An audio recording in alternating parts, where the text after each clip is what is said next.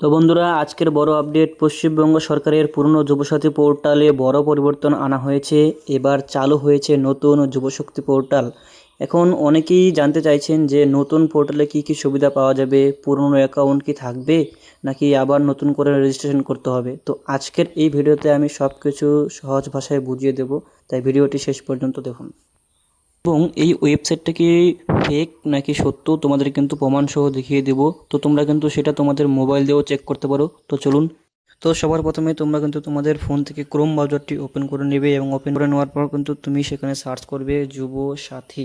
যুব সাথী লিখে কিন্তু তোমরা সার্চ করবে। তো যুবসাথী লিখে সার্চ করার পর কিন্তু তোমাদের সামনে কিন্তু এরকম ইন্টারফেস চলে আসবে। তো তোমরা কী করবে, এখান থেকে দেখতে পাচ্ছ প্রথম যে ওয়েবসাইটটা আছে যে যুবসাথী, তোমরা কিন্তু এখানে ক্লিক করবে। ফার্স্ট ওয়েবসাইটটা ক্লিক করার পর তোমরা কিন্তু তোমাদের সামনে কিছু এরকম ইন্টারফেস দেখতে পাবে এবং এখানে দেখতে পাচ্ছ এই ওয়েবসাইটটা কি আসল নাকি মিথ্যে।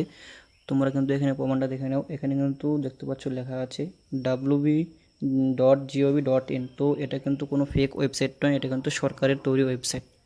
এবং এখানে কী কী পরিবর্তন করা হয়েছে দেখুন। এখানে যে ফার্স্ট যে লেখাটা দেখতে পাচ্ছেন বাংলার যুবশক্তি, আগে কিন্তু এই লেখাটা ছিল না, আগে ছিল বাংলার যুবসাথী। তো এটা কিন্তু পরিবর্তন করা হয়েছে। নিচেই লেখা আছে department of youth service and sport, government, West Bengal. এবং একটু নিচেই গেলে কিন্তু তোমরা দেখতে পাবে এখানে কিন্তু যে বর্তমান আমাদের রাজ্যের মুখ্যমন্ত্রী শ্রী শুভেন্দু অধিকারী, তার কিন্তু এখানে ছবি দেওয়া আছে। এবং তার নিচে গেলে তোমরা কিছু অপশন দেখতে পাবে। তো এখনও পর্যন্ত তো এই অপশনগুলো কিন্তু এখনও পর্যন্ত চালু করা হয়নি। যখন চালু করা হবে পরবর্তীতে কিন্তু তোমরা এখান থেকে তোমাদের স্ট্যাটাস, নতুনরা কীভাবে আবেদন করবে সেই সমস্ত অপশনগুলো এখানে চালু হলে কিন্তু তোমরা দেখতে পাবে। এবং এই অপশনগুলোতে তোমরা যে কোনো একটা অপশনে ক্লিক করবে, দেখতে পাবে। যেমন আমি অ্যাপ্লিকেশন স্ট্যাটাসে চেক করলাম।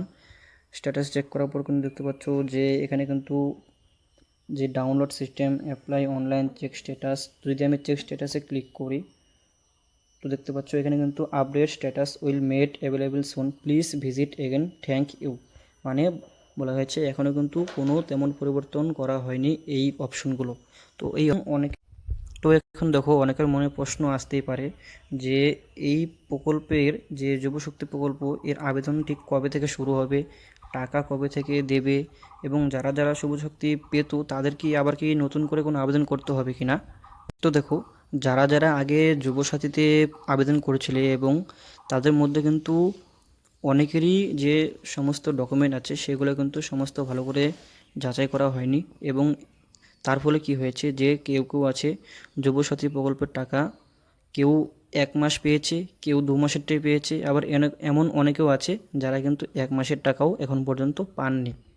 তো তোমাদেরকে আমি তাই বলছি যে এই সমস্ত ব্যাপারে যে কবে থেকে আবেদন শুরু হবে এবং টাকা কবে থেকে ঢুকবে এই সমস্ত ক্ষেত্রে কিন্তু সরকারের তরফ থেকে কোনো নোটিশ জারি এখন পর্যন্ত হয়নি। সরকারের তরফ থেকে কোনো অফিসিয়াল নোটিশ জারি না হওয়া পর্যন্ত কিন্তু তোমাদের কিছুদিন অপেক্ষা করতে হবে। এবং নোটিশ জারি হলেই কিন্তু আবেদন প্রক্রিয়া শুরু হয়ে যাবে এবং সমস্ত যুবকদের অ্যাকাউন্টে কিন্তু প্রত্যেক মাসে মাসে যুবশক্তি প্রকল্পে 3,000 টাকা কিন্তু ঢোকা শুরু হয়ে যাবে। তো এই ছিল আজকের আপডেট। যদি তোমাদের ভিডিওটি ভালো লাগে অবশ্যই চ্যানেলটিকে সাবস্ক্রাইব করতে ভুলবেন না এবং এই খবরটি তোমাদের বন্ধুদের জানার জন্য অবশ্যই শেয়ার করে দাও বেশি বেশি করে। তো ধন্যবাদ।